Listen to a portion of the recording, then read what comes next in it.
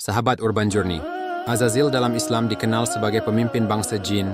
Dialah iblis yang menggoda Adam dan Hawa untuk memakan buah khuldi hingga akhirnya mereka diusir dari surga dan diturunkan ke bumi.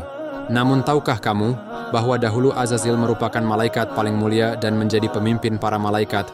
Kemudian Azazil dilaknat oleh Allah Subhanahu wa Ta'ala dan diturunkan ke bumi serta menjadi makhluk terlaknat. Simak kisah lengkapnya. Yang belum subscribe silahkan tekan tombol subscribe dan sebarkan sebagai amal jariah Anda.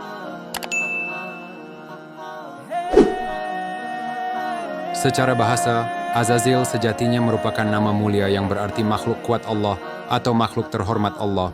Mengutip buku oleh Suhendi Abiraja, iblis diberi gelar Azazil sebagai simbol keunggulannya sehingga ia diangkat sebagai pemimpin para malaikat. Itu karena dulu iblis memang terkenal dengan kealimannya dan kepatuhannya kepada Allah Subhanahu wa Ta'ala sebelum dikutuk karena membangkang.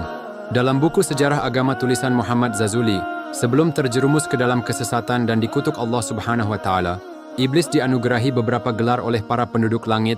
Salah satunya adalah gelar Azazil yang diberikan di langit ketujuh.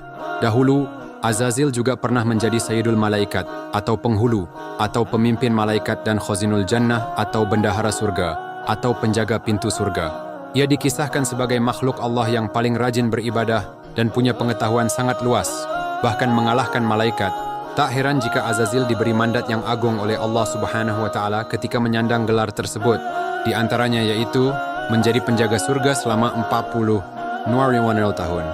Bergabung dengan barisan para malaikat selama 80 tahun. Menjadi penasihat malaikat selama 20.000 tahun. Menjadi pemimpin malaikat Karobiyun selama 30.000 tahun, dan melakukan tawaf mengelilingi Arsy bersama para malaikat dalam waktu 14.000 tahun. Secara keseluruhan, Azazil telah beribadah dan melakukan semua perintah Allah selama 185 tahun lebih. Namun, itu semua terjadi sebelum dia dikutuk dan menjadi iblis yang menggoda umat manusia.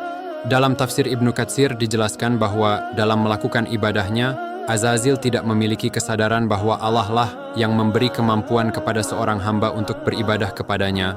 Ketidaksadaran itu memunculkan rasa sombong dalam diri Azazil.